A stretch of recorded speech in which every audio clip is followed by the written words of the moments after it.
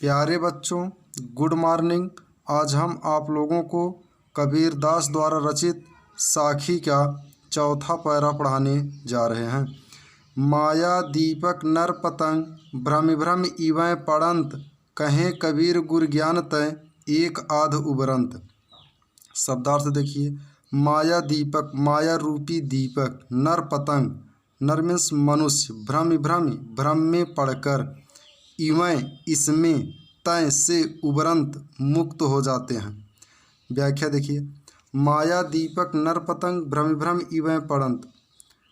कबीर दास जी कहते हैं कि माया रूपी दीपक के सामने मनुष्य पतंगे के समान है। भ्रम भ्रम इवैं पड़ंत, जिस प्रकार पतंगा दीपक को देखकर और भ्रमित होकर उस पर गिरकर जल जाता है, उसी प्रकार मनुष्य भी माया के चारों ओर चक्कर काटता रहता है और अंत में नष्ट हो जाता है। कहें कबीर गुर ज्ञान तय एक आध उबरंत। कबीर दास जी का मत है कि कोई बिरला व्यक्ति ही गुरु के ज्ञान को प्राप्त कर इस माया रूपी बंधन से बच सकता है। अगला देखिए।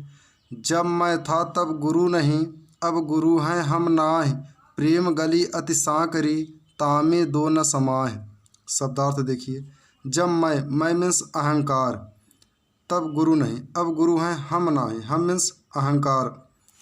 प्रेम गली, प्रेम की गली, अति सांकरी, अति अत्यधिक, सांकरी मीन्स संकुचित, तामे इसमें, न समाह, न मीन्स नहीं, समाह मीन्स समाहित होना। व्याख्या देखिए। जब मैं था तब गुरु नहीं। कबीर दास जी कहते हैं कि जब मुझ में अहंकार परिव्याप्त था तब मैं ईश्वर रूपी गुरु से स्वयं को अलग मानता था। अब गुरु हैं हम नाह, जब मेरे अंदर ज्ञान की प्राप्ति हुई तब मेरे अंदर से अहंकार समाप्त हो गया। प्रेम गली अति सांकरी, तामे दो न समाह। कबीर दास जी का मत है कि प्रेम की गली अत्यधिक संकुचित होती है, इसमें दोनों अहंकार और ईश्वर एक साथ नहीं समा सकते। अगला देखिए।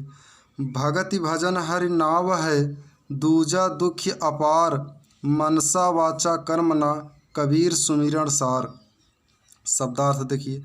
भगत भक्ति करना, भजन हरि माने भगवान, नाव मीन्स नाम, दूजा दुख अपार, मनसा मन से, वाचा वाणी से, कर्मना कर्म से, कबीर सुमिरन सार। सुमिरन माने स्मरण करना चाहिए, सार माने मूल तत्व का। व्याख्या देखिए।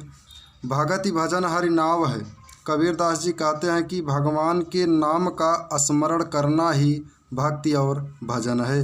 दूजा दुख अपार, इसके अतिरिक्त इस संसार में दुख ही दुख है। मनसा वाचा कर्म ना, कबीर सुमिरन सार।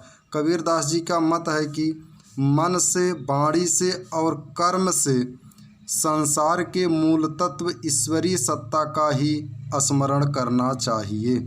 प्यारे बच्चों, इसका व्याख्या आप लोग अपने नोट्स बुक में लिखिए। सातवां पैरा पढ़ाने जा रहे हैं।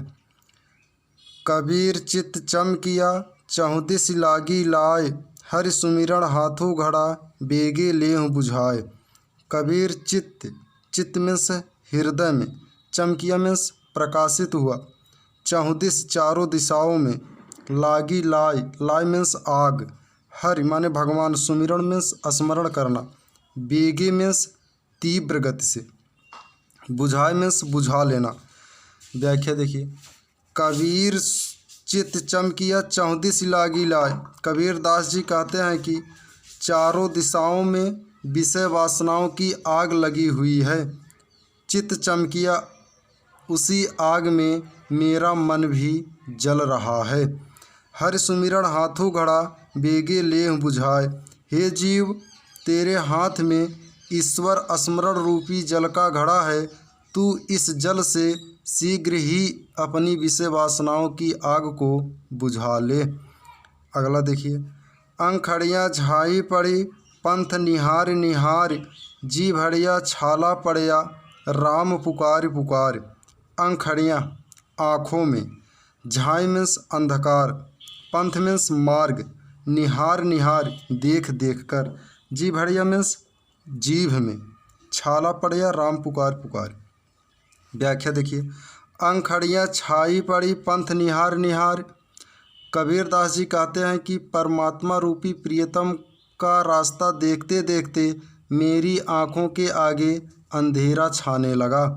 जी भड़िया छाला पड़िया राम पुकार पुकार, और राम के नाम का स्मरण करते करते मेरे जीभ में छाले पड़ गए, फिर भी परमात्मा के दर्शन नहीं हुए।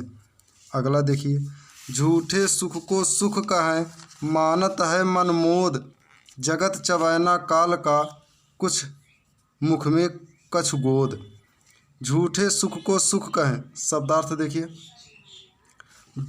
झूठे सुख को सुख कहें, सुख माने आनंद, मन मोद मीन्स मन में प्रसन्नता, जगत मीन्स संसार, काल मीन्स मृत, गोद मीन्स गोदी में।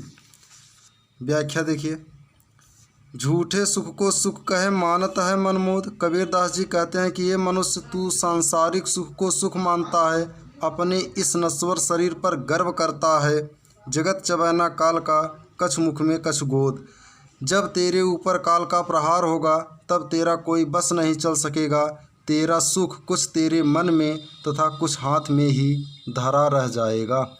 प्यारे बच्चों, इसका ससंदर्भ सहित व्याख्या अपने नोट्स बुक में लिखिए। 10वां पैरा पढ़ाने जा रहे हैं। देखिए, जब मैं था तब हरि नहीं, अब हरि है मैं नाहि, सब अंधियारा मिट गया जब दीपक देखा माह।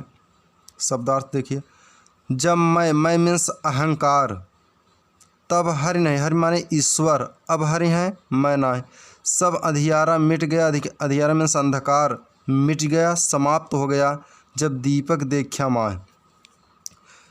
व्याख्या देखिए, जब मैं था तब हरि नहीं, अब हरि है मैं नाहि। कबीरदास जी कहते हैं कि जब मेरे अंदर अहंकार की भावना थी तब मुझे ईश्वर की प्राप्ति नहीं हुई। अब हरि है मैं नाहि, जब मेरे अंदर से अहंकार समाप्त हो गया तब मुझे ईश्वर की प्राप्ति हुई। सब अंधियारा मिट गया जब दीपक देखा माह। कबीरदास जी कहते हैं कि ज्ञान रूपी दीपक के प्रज्वलित होने पर मेरे हृदय का अज्ञान रूपी समस्त अंधकार समाप्त हो गया। अगला देखिए, कबीर कहाँ गर्बियो ऊंचे देखी आवास, काल्य परायों भुएं लोटड़ा ऊपर जामे घास।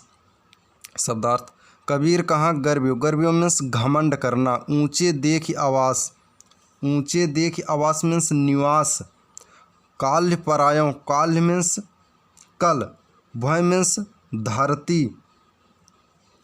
व्याख्या देखिए, कबीर कहा गर्बियो ऊंचे देखी आवास, काल्य परायों भुएं लोटड़ा ऊपर जामे घास।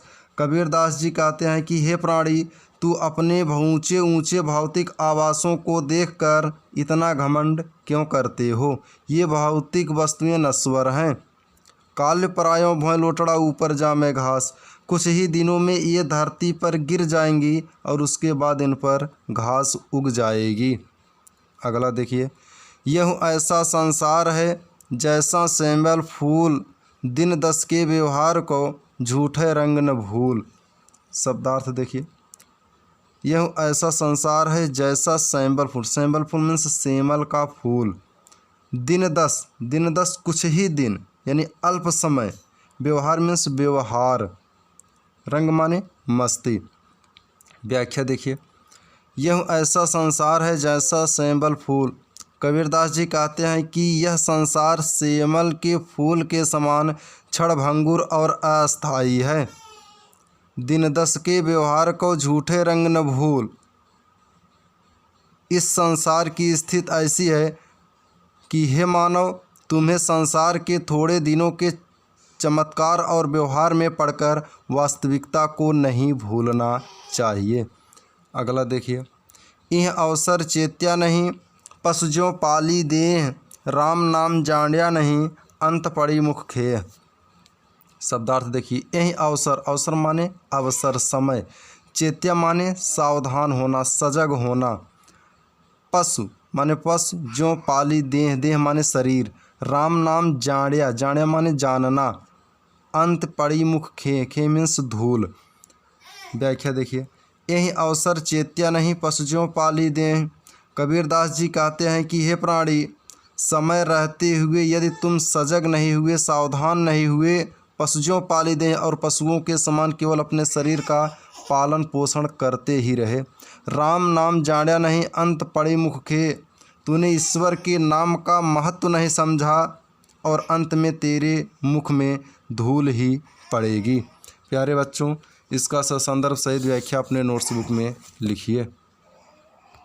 14वां पैरा पढ़ाने जा रहे हैं।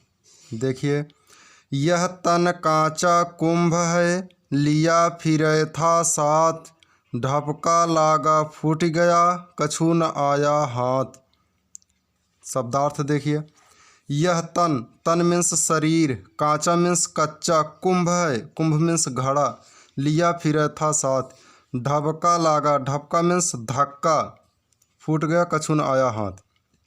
व्याख्या देखिए, यह तन कांचा कुंभ है, लिया फिरे था साथ। कबीरदास जी कहते हैं कि हे प्राणी, तू जिस शरीर को साथ लिए फिरता है और जिस पर घमंड करता है वह कच्चे घड़े के समान है। ढपका लागा फूट गया, कछु न आया हाथ। जिस प्रकार कच्चा घड़ा तनिक से धक्के से टूट जाता है, उसी प्रकार यह शरीर भी मृत्यु के तनिक से धक्के से नष्ट हो जाएगा और तुझे कुछ भी प्राप्त नहीं होगा। अगला देखिए, कबीर कहा गर्वियो, देही देख सुरंग, बिछुड़िया मिलबो नहीं, ज्यों कांचिल भुजंग।